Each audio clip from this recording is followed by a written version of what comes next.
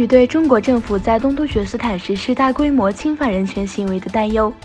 棉花和目标澳大利亚公司已停止从东突厥斯坦采购棉花。据维吾尔新闻网报道 ，ABC 调查节目《四角方圆》7月份的报道揭露，一项拘留计划正在抓捕维吾尔族穆斯林，并强迫他们在纺织厂工作。此后，棉花集团完成了对其供应链的内部调查。来自伊斯坦布尔的东突厥斯坦民间社会组织的代表参观了民族主义行动党。东突厥斯坦教育协会主席和来自各个民间社会组织的代表在安卡拉民族主义行动党总部拜访了该党的副主席卡米利阿伊登。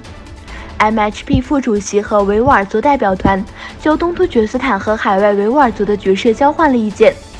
代表团对 MHP 主席巴赫切里的健康状况表示关注。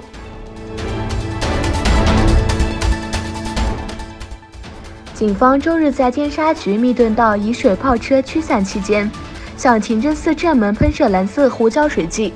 事后解释是误中清真寺。行政长官林郑月娥及警务处处长卢伟聪周一到访清真寺，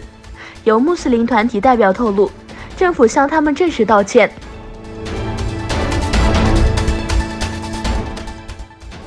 吉尔吉斯斯坦中央银行已委托著名的民间表演者为通货膨胀和利率做场，目的是提高公民的金融素养。在电视和在线上播放的第一则广告中，流行的歌手兼作词人巴扬阿赫马托夫吹奏一种类似克特兹琴的琵琶乐器，称赞中央银行为降低通货膨胀所做的工作。该银行在一份声明中表示，他选择名歌手来制作一系列广告，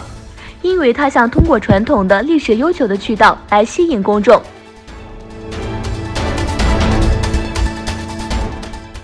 也门霍乱的危险继续增加，世界卫生组织宣布，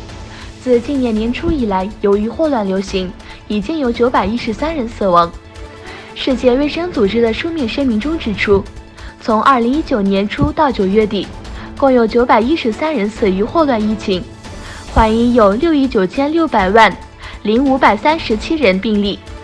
声明说，在该国333个社区中，有305个社区记录了霍乱病例。